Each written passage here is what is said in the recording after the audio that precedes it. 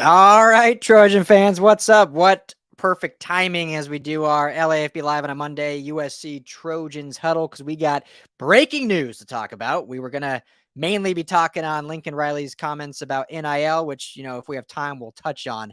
But I think the majority of this is going to be talked about with the breaking news. Tom Pelissero first on it, that former NFL head coach and former USC offensive coordinator for about a week, Kliff Kingsbury, is joining the Trojan staff as a special offensive assistant. Very interesting. We'll get all into it. We are going on hour 2 of the LAFB Live on Mondays. I'm Ryan Dyrud, joined as always by Jamal, Madni. What's up, brother? How we doing? Wild stuff to jump into. We're doing well, right? Wild late-breaking news here on Monday night. So excited to jump into it to talk about the men of Troy. It's never a dull moment with those guys down in downtown and in their quest to keep fighting on. Yes, LA football in general always keeps us on our toes, which I love, with all 4 of our teams, which makes it fun. It's not boring like some of those other programs and teams that cover that nothing happens. So for that, I thank them. Show is always brought to you by our friends at BetOnline. Head to betonline.ag today. Use our promo code BELIEVE. That's BLEAV. That's going to give you a 50% welcome bonus on your first deposit. Tell them the guys at the LA Football Network sent you. Excuse me. Whiskey went down the wrong pipe there. So, well, Kliff Kingsbury apparently is back from Taiwan or Thailand or wherever he was kicking back with some cold beers on the beach and decided he wants to get back in the trenches on the gridiron. I mean, I got some thoughts. We'll get into it. I haven't had much time to think of thoughts, but just your initial thoughts when I told you the news last segment that this hire happened. Well, Ryan, when you said it, I was reminded of that famous Seinfeld episode where Jerry and George were negotiating for their pilot with NBC. The show Jerry that they had called it. And George was so upset that they only got like 13,000, an episode. And he went to the NBC executive and tried to negotiate.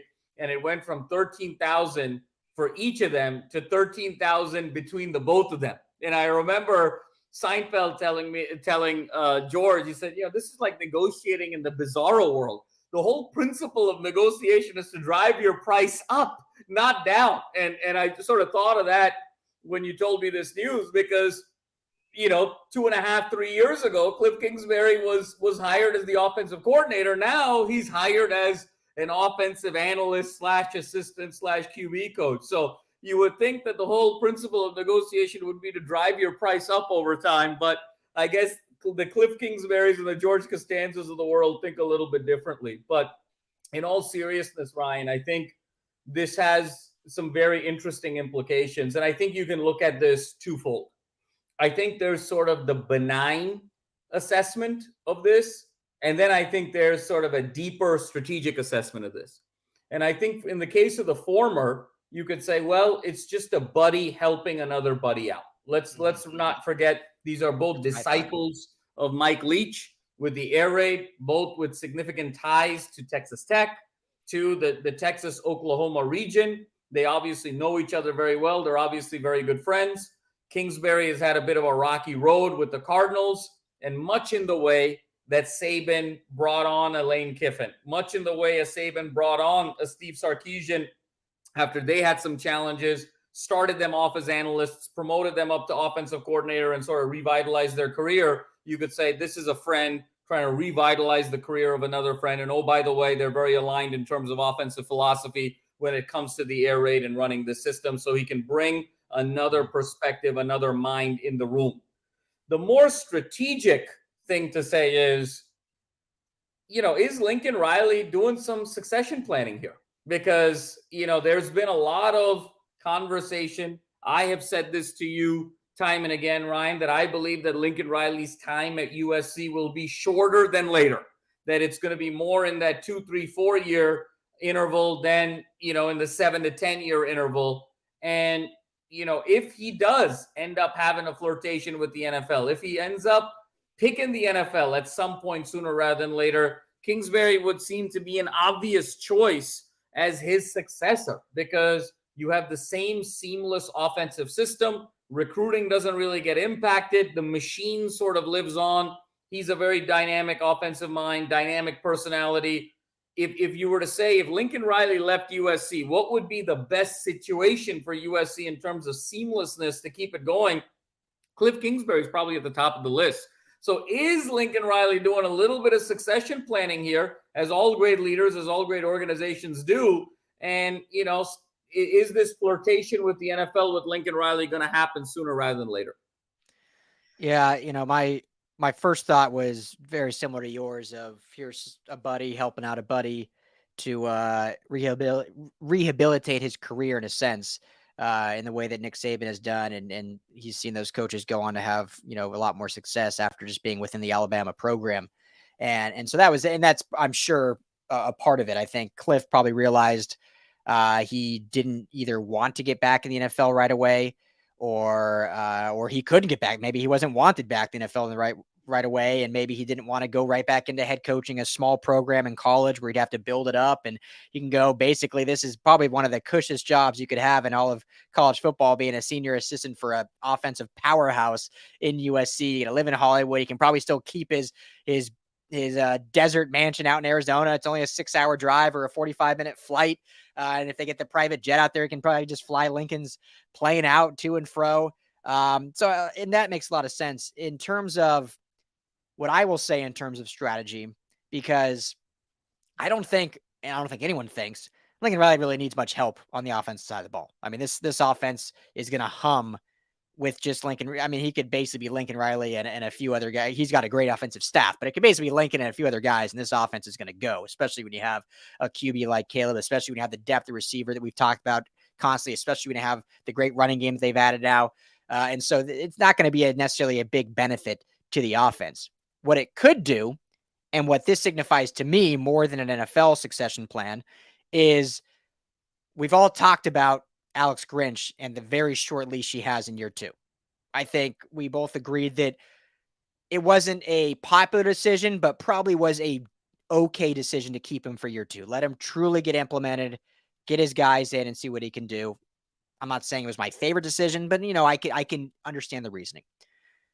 But by having Kliff Kingsbury now, who's a very, as you mentioned, seamless in offense, same philosophy, have run programs the same background, same mentors, all this thing.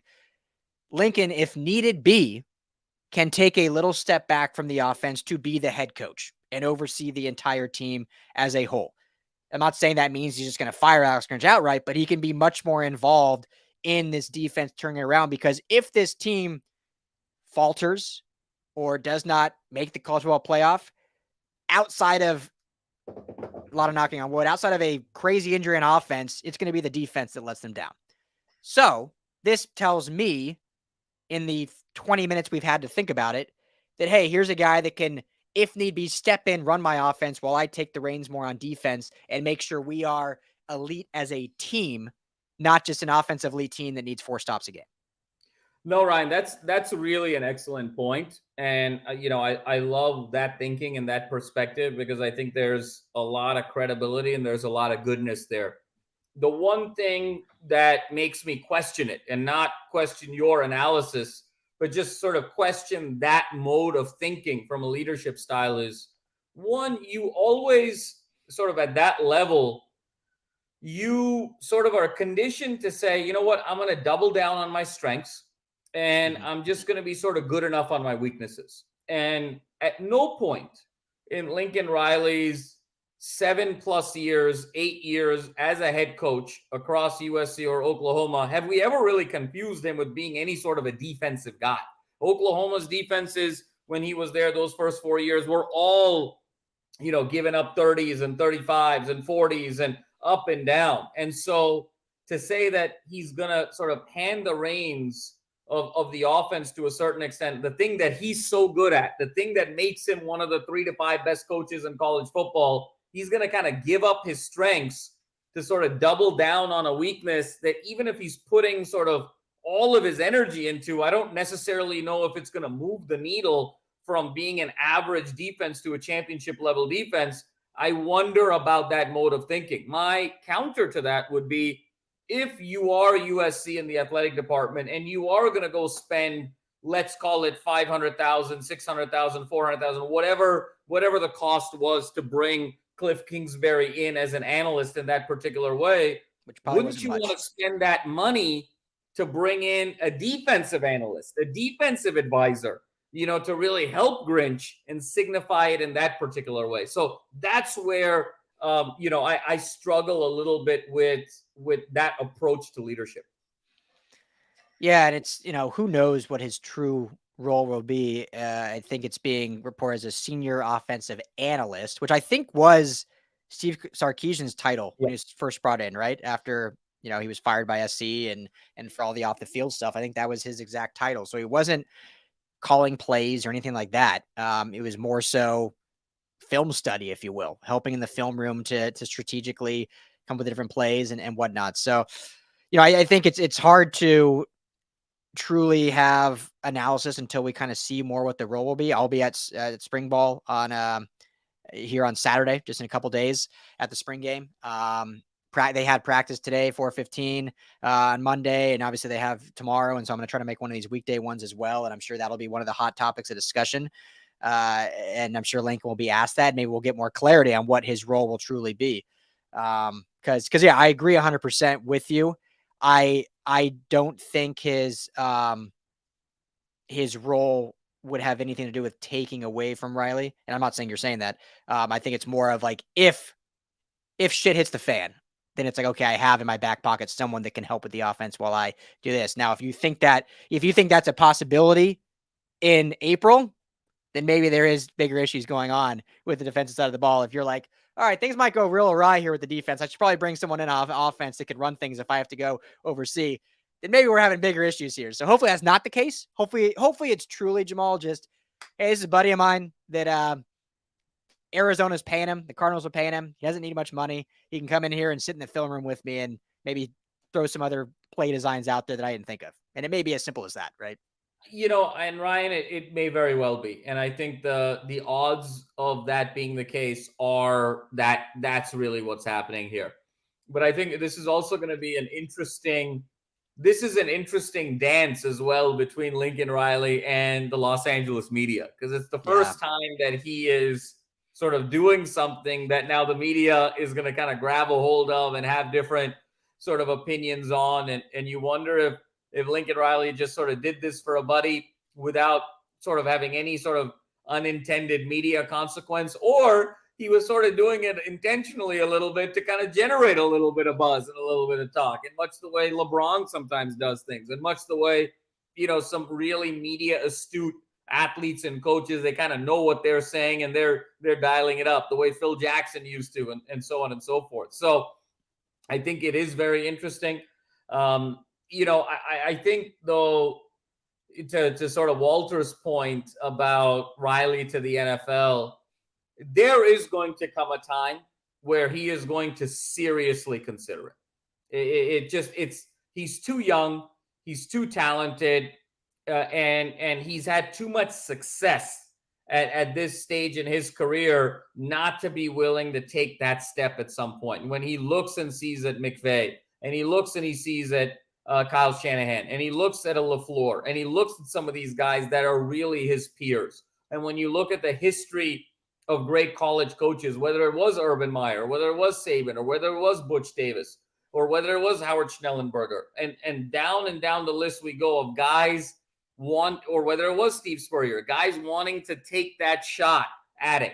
And so there will come a time where he either does it or he's seriously flirting with doing it. And I think that's probably going to be sooner rather than later. So when that is the case, it's always interesting when a hire like this comes into play, because it just sort of feeds fuel to that fire. Yeah. I hope not. I hope he's a USC lifer. I just think the pairing is, but I agree. It's going to, especially knowing that, the Cowboys job has been talked about a lot, and Mike McCarthy's not, his days are numbered there. But then just close to home, Sean McVay's days are numbered. I mean, I think he's got 3-4 years max left probably where he's going to step away. So that job could be opening up. Hopefully if he gets it at 4 and we can get at least 4 more at Lincoln SC, I'd be okay with him at least staying in LA and going to the Rams. But anyway, that's food for fodder. We're not talking about that right now.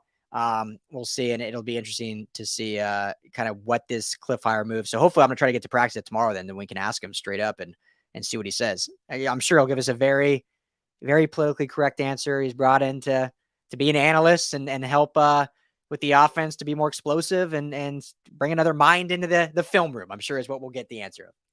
Oh my God. Another mind to make the offense more explosive. I mean, my goodness, that would be, that's probably going to be his answer. And that's going to be such a chuckle of an answer when you look at this roster and how stacked they are, that they're a Kliff Kingsbury mind away from being more explosive. I mean, this is a team, if all hits in terms of their sort of seamless at the receiver position, in terms of pecking order, in terms of health. When you look at the running back room here, with the kid that they got out of South Carolina, if Raleek makes a next step, obviously you've got Jones coming back, and then Caleb stays healthy and continues his evolution, and then you got this wild card in Deuce Robinson. I mean, this is a team that if all hits and they shore up the offensive line, this is a team that's going to be flirting with potentially 50 points a game. This is a team that could be flirting at 47, 48, 49 a game. I think we kind of see the ceiling here as being 40 or 40, the floor being 40 or 41. That's going to be kind of a given. That's kind of where they were last year. But I'm saying if everything hits, I mean, this is a team that could be, challenging those Chip Oregon teams for Pac-12 scoring records moving forward. So, to say that, Kingsbury's the guy we needed Kingsbury to put us over the top is it makes me really chuckle.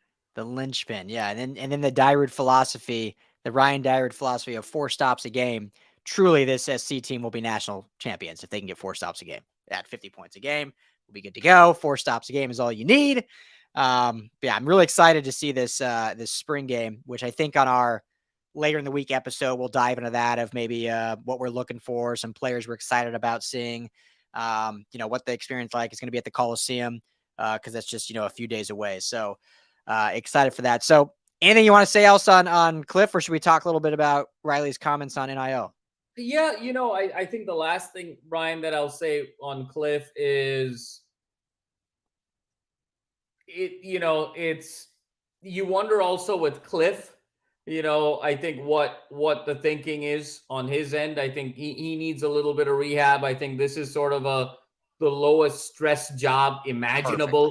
Perfect. To sort of jump in here and, just be on the train with the air raid and potentially a team is going to say, wow, look at Kliff Kingsbury. He had a lot to do with it and parlay that into his next college coaching job. I think Kingsbury, and the optimist would say maybe Kingsbury is there to not only bounce ideas off, but maybe share a little bit of his NFL experience too. And maybe Mike Bone is hoping that Kingsbury talks to Riley over the course of the season of, hey, the NFL is not what it's all cut out to be. You don't have this level of power. You don't have this level of autonomy. You make less money. That I had, you make less money. The level of stress I had is nowhere close to what you have right now. And maybe Kingsbury's greatest value and legacy at USC is convincing Lincoln Riley not to go to the NFL.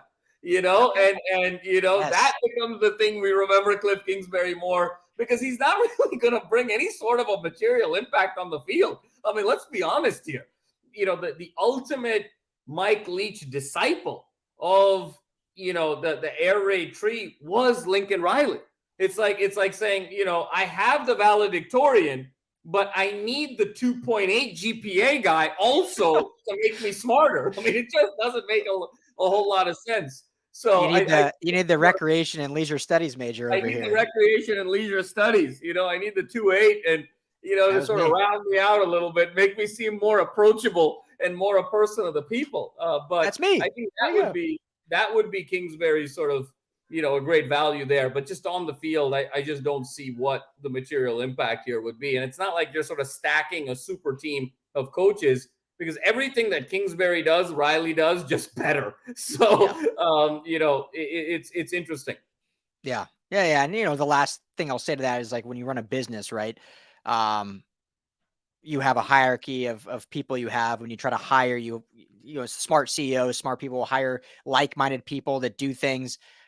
Ultimately, you want to hire people that are better than you at things. That's the ultimate thing. But if you're in terms of, coaching, it's hard to be one of the best head coaches and hire a assistant who's better than you, but you want to find someone that at least adds to that to some degree. So I think he does at least add something to it. We'll see what it is.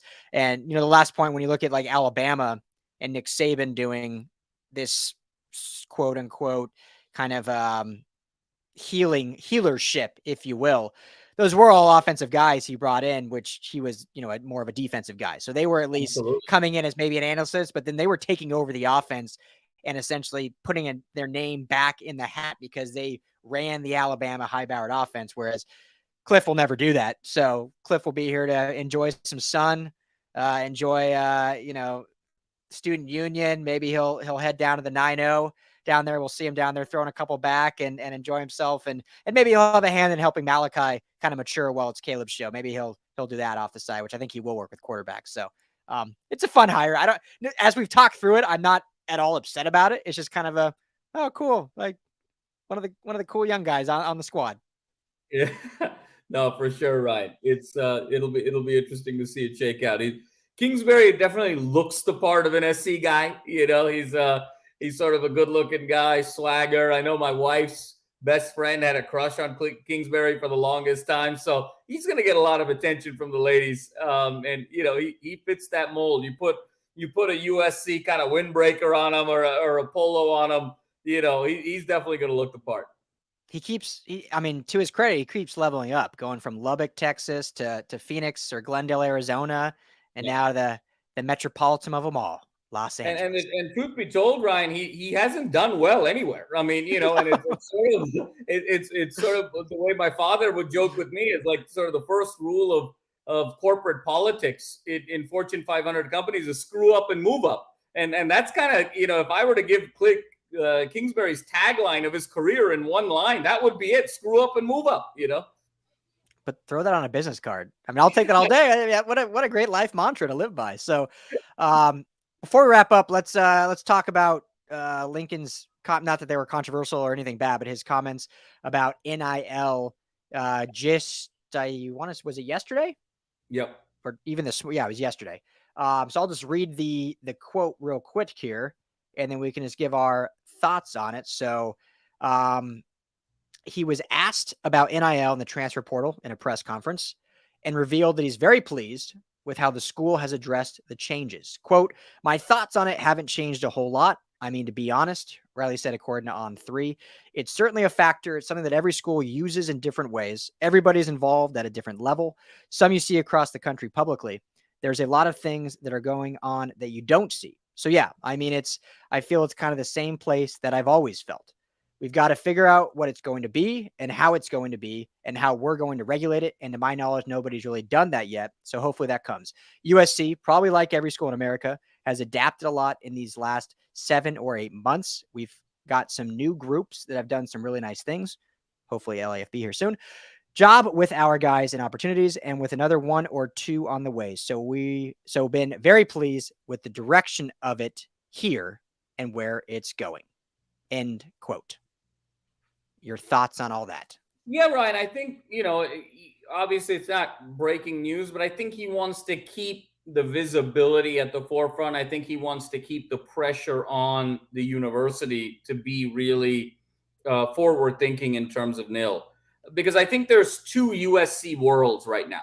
And I think that we sometimes bucket them in a very local way. Well, of course, USC is outspending UCLA. And of course, USC is outspending Arizona State. And of course, USC is outspending everyone in the Pac-12, and it's kind of a battle with Oregon, and they're sort of a big fish in a small pond. And that may all be very true. But even those numbers, when you compare it to the SEC and the likes of the Alabamas and the Georgias and the LSUs, and you compare it in the Midwest to the likes of the Ohio States and Michigans, is not as high. So I think Riley is really acknowledging that deficiency a little bit by saying, look, we've done great progress. We have to keep going. And when you look at the ecosystem of USC from a donor perspective, let's go back and look the last 9 or 10 months here, Ryan. Boulevard, the collective that was supposed to represent the university with NIL and be really this forward-thinking brand agency, they went belly up and now, have sort of dissolved within the university. Then you look at Student Body Right. That was going to be another collective that was going to sit outside of the university with some mega donors. Unfortunately, those mega donors passed away. Student Body Right, has its demise. So SC is also facing a very unique situation where a lot of their mega donors and the big alums that are very passionate about football are all getting older. And it's a small, finite number of those folks. And as those folks unfortunately pass away, USC doesn't really have that depth of pipeline of mega donors that care very much about football. So they're going to have to change their strategy and get more folks involved in terms of giving to the university specifically for this. That is a glaring strategic pivot that needs to happen if USC is going to continue to compete with those aforementioned schools. And I think Riley realizes that because he's got, his eyes on the other side of the veil and wants to just keep putting it on the forefront with media conversations to keep that pressure on the university. Yeah, no, absolutely. And it's something, without giving away too much detail, something we're actually working on here at LAFB to hopefully be involved in this and kind of be one of these quote unquote pseudo collectives in a way to help. And we're working with the university to make that happen because it can be a really cool opportunity and hopefully one that can be forward thinking in a way. Cause yeah, Lincoln's absolutely right. It's, it's a part of college football now. So you can't just ignore it. You got to be at the front of it, the forefront of it. USC always wants to be one of the forefront thinkers in the landscape, not just in college football, but in universities in general, in American universities. And so it starts with this. And you mentioned it, I think, really well, that a lot of the old donors are, for lack of better words, dying out. And so but there's still a lot of young, wealthy USC alum. It's now just bringing them back into the fold and getting them involved in the program. And we saw that, I would say, grow exponentially just with the 1 year Lincoln Riley's been here, but now it's building on that. And the new university needs to find a way to seize that and harness that and then grow that outside of just the confines of what Lincoln does and what Lincoln does. And hey, maybe one with this. Maybe that's why Kliff Kingsbury was brought in. Maybe Kliff is here to run some inner collective circle and he can be the guy that goes and gets donors. God help us if that's the case. So hey, the guy looks great in skinny pants and a skinny tie and some shades. Like he can go out there and maybe. But I do think, Ryan, that SC needs to up their game. They're at an elite level for the Pac-12, but the Pac-12 is a secondary conference. I mean, let's just call it what it is. They need to up their game to compete with the truly 5 or 6 elite, because outside of Caleb getting his Beats by Dre deal and some of these bigger deals, and outside of Addison getting the United Airlines deal because the Coliseum has the naming rights with United Airlines, outside of those two, it wasn't really the free-for-all that I think folks expected it to be. So moving forward, how do you sort of expand on that now, especially with the type of talent depth that you have? Yeah, exactly. And going into the Big Ten in just one more season, they'll be then competing directly with the likes of Michigan, Ohio State, Penn State, Iowa, Wisconsin, a lot of these big donor football programs. So we'll certainly be interested to see what they do. So that's what time we got for your LAFB Live on a Monday USC Trojan Huddle. Thank you, everyone, for hanging out with us. We'll be back later in the week for our pre-recorded show, live every Friday on the Mightier 1090 ESPN radio from 5 to 7. And obviously you can find us always on LAFBnetwork.com. We'll be back live on Monday next week. Same time, 7 o'clock, Trojan fans. See y'all then. Fight on. Thanks, Jamal.